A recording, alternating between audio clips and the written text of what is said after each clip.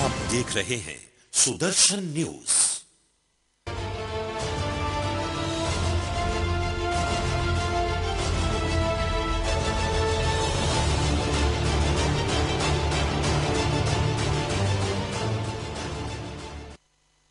जय हिंद। सुदर्शन के वोटर राजा जाग जाओ इस कार्यक्रम में मैं आपका स्वागत करता हूं। देश में जिन भी विधानसभाओं में चुनाव होता है राज्यों में, वहां हम इस यात्रा को निकालते हैं। लोकसभा में पूरे देश में निकालते हैं और आपके राज्य में वैसे तो हमारा काम चल ही रहा है, लेकिन यात्रा के तौर पर आज से लेके 17 तारीख तक वापी से गांधीनगर हम आपके विभिन्न क्षेत्रों से गुजरेंगे और रोज 2 टॉक शो करेंगे और करीब हमारी 4 टीमें 10 कार्यक्रम करेगी। इसी कड़ी में आज हम यहाँ वापी से शुरुआत कर रहे हैं। कार्यक्रम की थोड़ी रूपरेखा मैं आपको बता देता हूँ कि 1 घंटे का कार्यक्रम रहेगा, विदाउट ब्रेक रहेगा और इस कार्यक्रम में हम दोनों दलों के उम्मीदवारों को अपना पक्ष रखने के लिए without break, without disturb 2-2 minute देंगे, 120 सेकंड देंगे। उसके बाद उपस्थित लोग उसको सवाल पूछ सकते हैं, वो जवाब देंगे। उसके बाद दूसरे दल वाले को हम आगे बुलाएंगे, वो अपनी बात को रखेंगे, उसको भी सवाल जवाब होंगे। ये पहला राउंड खत्म होगा, फिर हम सब लोग वोट के लिए शपथ लेंगे और उसके बाद कार्यक्रम खत्म होगा। हम सुदर्शन टीवी के इस वोटर राजा जाग जाओ में शुरुआत करेंगे आज की इस कार्यक्रम की। जो लोग खड़े हैं मैं उनको भी प्रार्थना करता हूं कि अगर बैठ जाए तो ज्यादा अच्छा होगा। आप लोग भी प्रबुद्ध नागरिक है, आपके राज्य का, देश का विषय है। हाथ पर हाथ बांधकर इधर खड़े रहने से अच्छा है कि इधर बैठ जाए।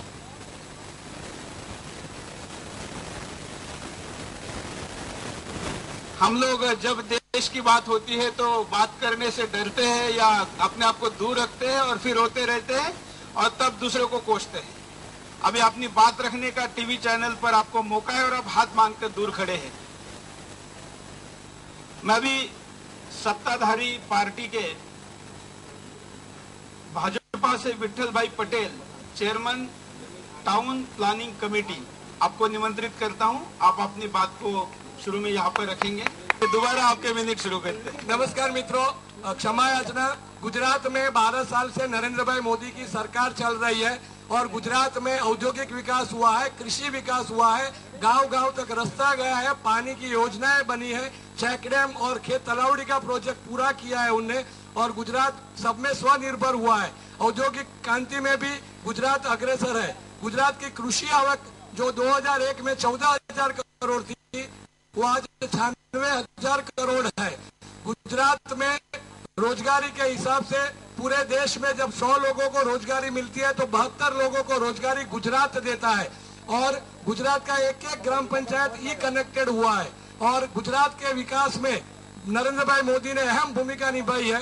वैसे समय पे आज गुजरात में चुनाव है तो मेरे को मतदारों को यही अपील करनी है कि विकास को आगे बढ़ाने के लिए और आपकी सुरक्षा, समृद्धि और शांति और सलामती के लिए भारतीय जनता पार्टी का प्रत्याशी को आप वोट दें और उनको विजयी बना के नरेंद्र भाई मोदी को जो क्षमता है, वो एक चीफ ऑफिसर है, सीईओ है, कि जो एग्जीक्यूटिव ऑफिसर है, पूरा राज्य का संचालन एक आधुनिक ढंग से प्रोफेशनल वे कर रहे हैं।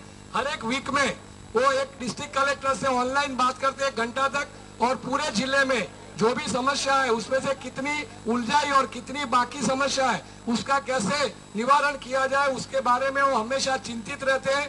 गुजरात की प्रजा का स्वास्थ्य, सुरक्षा और शिक्षा के लिए हमेशा चिंतित रहता है। गुजरात में शिक्षा का ड्रॉप आउट रेशियो कम हुआ है और शिक्षा में भी बहुत कॉलेज वगैरह चालू करके गुजरात के जो युवा धन है उनको पढ़ने के लिए महाराष्ट्र और बेंगलोर में जाना पड़ता था, उनके लिए गुजरात में ही कॉलेज बढ़ा के शिक्षा का भी सुविधा बढ़ा है। शिक्षा, कृषि, औद्योगिक, रास्ता, बिजली, सब में 10 साल में जो विकास हुआ है पूरा देश उसके सामने देख रहा है। वैसे समय में मैं अपील करके मेरा वाणी को 2 मिनट हो गया, विराम देता हूँ। भारत माता की जय, वंदे मातरम, जय जय गरवी गुजरात। अब आप भाजपा के प्रतिनिधि श्री विठल भाई पटेल जी को सवाल पूछ सकते हैं और हम जो भी उपस्थित है सबको सवाल पूछने का मौका देंगे। माइक के सबके पास आएगा और सवाल आप पूछ सकते हैं। हाँ, वो इतना समझा है कि भाई वापी एरिया में या वलसाड डिस्ट्रिक्ट में कितनी आने के बाद और कितने किलोमीटर रास्ते का निर्माण हुआ है भाजपा आने के बाद, ऐसा नहीं इतना परसेंट उतना परसेंट बोलने से कुछ नहीं होता। ठीक है, विकास की आप स्टैटिस्टिक दीजिए, ऐसा आपका कहना है। मेरा इतना ही बोलना है कि जो आप रोजगारी का बात कर रहे हैं, नेशनल सर्वे बोल रहा है कि पूरे देश में जो रोजगारी मिलती है उसका फिगर देना बहुत कठिन काम है, बट जो रोजगारी पूरे देश में मिल रहा है उसका नेशनल सर्वे बोल रहा है कि उसमें से 72% एम्प्लॉयमेंट गुजरात में मिल रहा है, आइदर वो प्राइवेट सेक्टर से, आइदर वो गवर्नमेंट सेक्टर से, और उसके लिए आंकड़ा देना उतना आसान काम नहीं है। निमेश भाई, आप भी इतना फिगर दे नहीं सकते, कोई नहीं दे सकता है उसका फिगर। आंकड़े तो देने पड़ेंगे, केवल बात करके तो नहीं बनेगा। ऐसे ही बोल देने से कुछ नहीं होता। हमको भी पता है ये कैसे पढ़ के आते हैं सारा, क्यों हम नहीं पढ़ते, इनको पढ़ने को मिल जाता है। हमारे पास तो बहुत आंकड़े हैं, वो आंकड़े में हम बात करेंगे, लेकिन इनके आंकड़े हमको तो पता तो चले। बस कुछ नहीं है उसमें कुछ नहीं हुआ अभी तक। 10 साल से ये ऐसा प्रदूषण नियंत्रण चलता है। प्रदूषण नियंत्रण बोर्ड की ऑफिस है, कुछ नहीं होता।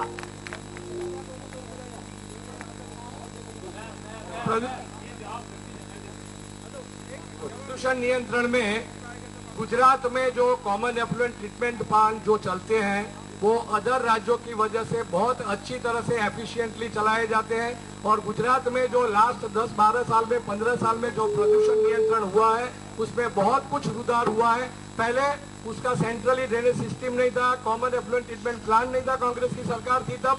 कांग्रेस की सरकार जाने के बाद भाजपा की सरकार में एक कॉमन एफ्लुएंट ट्रीटमेंट हर एक इंडस्ट्रियल एस्टेट में चालू किया गया, उसकी सेंट्रलाइज ड्रेनेज सिस्टम हुई। कांग्रेस की सरकार में ओपनली खुले में हर एक कंपनी एफ्लुएंट उसका बाहर फेंकती थी। आज गुजरात की भाजपा की सरकार आने के बाद में सेंट्रल एफ्लुएंट ट्रीटमेंट प्लांट सबके चालू किए गए। दूसरे राज्यों में ये नेशनल सर्वे है कि गुजरात का जो एफ्लुएंट ट्रीटमेंट प्लांट चलता है उतनी एफिशिएंसी से बाजू में बोईसर है। मेरे उधर से बहुत लोग उधर जाते हैं, बोलते हैं उधर इतना खराब परिस्थिति है कि बोईसर में जा नहीं सकते।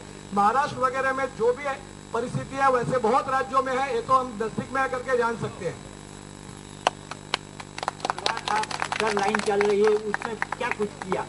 ऐसे ही गंदगी आती है, क्यों गंदगी आती है?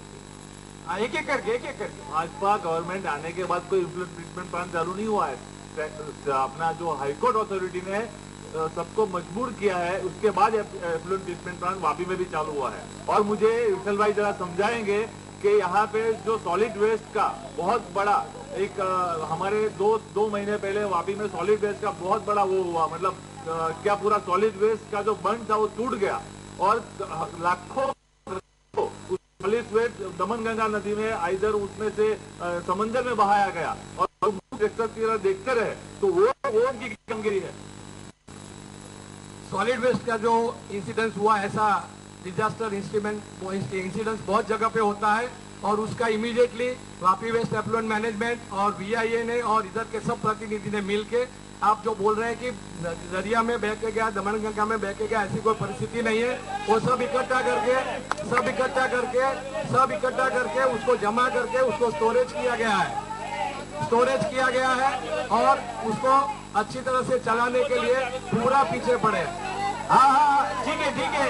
हेलो, आपके पास वीडियो फुटेज है तो हमको दीजिए ना, बोल के क्या फायदा, हम दिखाएंगे, हमको दीजिए। अगला सवाल। हाँ, रेलवे अंडरब्रिज का काम कब पूरा होगा? पब्लिक इतना परेशान हो रही है ट्रैफिक की वजह से।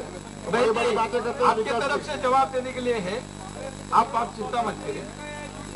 हाँ, बड़े बातें करते हैं विकास की। रेलवे अंडरब्रिज का क्या हुआ?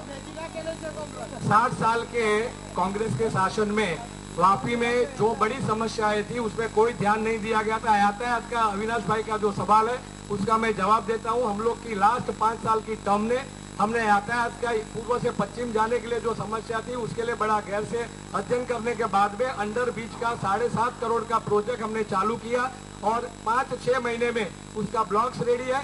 अंडर ब्रिज का कार्य हम पूरा करके लोगों को आने जाने की सुविधा देंगे।